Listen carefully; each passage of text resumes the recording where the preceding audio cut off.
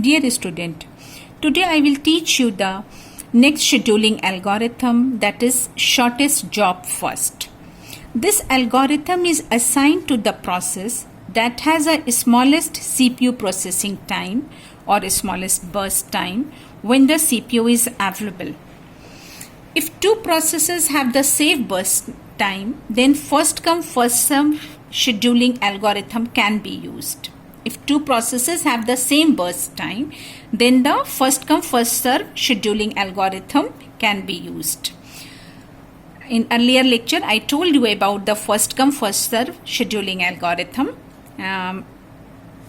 It works on the basis of the process which came earlier will be served earlier, and then the process which came later will be served later. And earlier it is originally implemented in the batch processing system. So as far as the advantages of this algorithm is concerned, it gives the minimal average waiting time. You will look this thing when you solve the numerical. Okay, it really gives the average waiting time, and it gives a better response time as compared to the first come first serve. But the biggest disadvantages with this algorithm is this: it's very hard. It is not possible to implement it because you cannot find out truly how do you find the which process will take how much time. You cannot calculate this time. But however, it is in your syllabus, and it is in your syllabus. It is the part of your course. So I will try to teach you, I will try to show how you will calculate the shortest burst, how will you calculate the average turnaround time and average waiting time. Okay, so look, the numerical which based on this algorithm is like this. You have the question: calculate the average turnaround time, average waiting time when all processes came at time 0 on the basis of shortest job first. It's very clear at time 0. That's mean arrival time. 80 is the arrival time. Arrival time is 0 here. Okay. So that's mean all processes came at time 0. Okay. And shortest job first, it's mean we'll look for the process which take the shortest time. Shortest time. Which process is taking the shortest time to complete its job? So first we will try to prepare the Gantt chart. As I told you earlier, your Gantt chart should be perfect. If your Gantt chart is perfect, definitely your answer will be perfect. Okay. So you start to prepare the Gantt chart. Okay. So look, which process? There are 4 processes are here. Which processes has the shortest time? Look carefully. I repeat. कौन से process में को सबसे कम time लग रहा है काम करने के लिए? It's very clear. P4 is taking only 3 seconds. So the CPU is allotted to process P4. CPU जो है process P4 को दे दिया जाएगा for 3 seconds. So we start at time 0. 3 seconds is here. Okay. So after 3 seconds, which process will take the CPU? Again we will look for the which process has taking the shortest time, minimum time. It's process P1. It's taking only 6 seconds. So process P1, CPU is given to the process P1. It takes 6 seconds. That's mean 3 plus 6, 9. Okay, is it clear, student? Now look, 8 and 7, which one is smaller? Of course 7 is smaller. So P3, CPU will be given to the process P3. Okay, and this will be now in 9 seconds, 9 plus 7. Okay, 9 plus 7, it is 16. Now the process is given to the process P4. Now the CPU is given, Now the CPU is given to the process P2 for 8 seconds. Now 16 plus 8 is 24. So this is your Gantt chart. Based on this Gantt chart, we will prepare another table. Look carefully, students. How will you prepare this table? This column is for the process. Burst time. Keep it remember, burst time and the processing time. Sometimes you will see in your question, instead of burst time, processing time is mentioned. So both has the same meaning. So don't get confused ever. कभी confused नहीं होना. Processing time and the burst time or CPU time एक ही मतलब है सबका. Now the P1, P2, P3 and P4.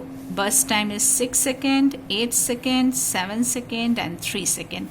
Now this column is for the CT. CT is the completion time. CT is the completion time. We can fill this column by looking the Gantt chart. कौन से process को कितना time लग रहा है काम complete करने के लिए. That will be the completion time of every processes. Look, P1 is taking after 9 seconds it's completed. Okay, although it came earlier, P1 is taking 9 seconds. Okay, and P2 is taking how much time? Where is P2? Okay, P2 is here and it's completed after 24 seconds. P3, it's completed. Look here, not here. Okay, look from this direction. P3 is completed after 16 seconds and P4 is completed after 3 seconds. Okay, this is the column for the completion time. Now the turn is about the turnaround time. I told you earlier, turnaround time is completion time minus arrival time. But in this numerical, arrival time is 0. So your calculation is bit easier, because sometimes you will got the earlier time of every process is different. But in this question, earlier arrival time is 0. So your work is bit easier. Turnaround time is completion time minus arrival time. So 9 minus 0, it's again 9. 24 minus 0, it's 24. 16 minus 0, it's 16. 3 minus 0, it's 3. In this particular case, you will got the early arrival time 0. Otherwise, it will be different. In this case, in this question, आपका completion time और turnaround time same है. Otherwise, it depends on your question. Her question में ऐसा नहीं होगा. अगर arrival time mention है तो turnaround time different होगा. Now we will look for the waiting time. Waiting time is turnaround time and the burst time. That is 9 minus 6, that will be 3. 24 minus 8, how much it is? 16. 16 minus 7, it will be 9, and 3 minus 3, it will be 0. So, and look, we can look here कि सबसे पहले process P4 को तो wait करना ही नहीं पड़ा, इसीलिए उसका वेटिंग टाइम 0 है. आप यहाँ से क्रॉस चेक भी कर सकते हो. सबसे पहले हमने CPU P4 को दिया था, उसको वेट नहीं करना पड़ा था, तो इसीलिए उसका वेटिंग टाइम 0 है. P1 को सिर्फ 3 सेकेंड वेट करना पड़ा, तो उसका वेटिंग टाइम 3 है. P3 को 9 सेकेंड वेट करना पड़ा, इसलिए उसका वेटिंग टाइम 9 है. और P2 को 16 सेकेंड वेट करना पड़ा, क्योंकि उसको 8 सेकेंड का काम करना था, तो हमने सबसे लास्ट में उसको CPU दिया था. Is it okay? Now your work is very easier. You can calculate the average. Okay, this will be 9 plus 24 plus 16 plus 3. It will be somehow 52. Okay, and your waiting time is 3 plus 16 plus 9 plus 0. It will be it will be 28. Okay, now you calculate the average turnaround time. For average, you people must aware, because it will be 52 divided by 4, because you have the 4 processes.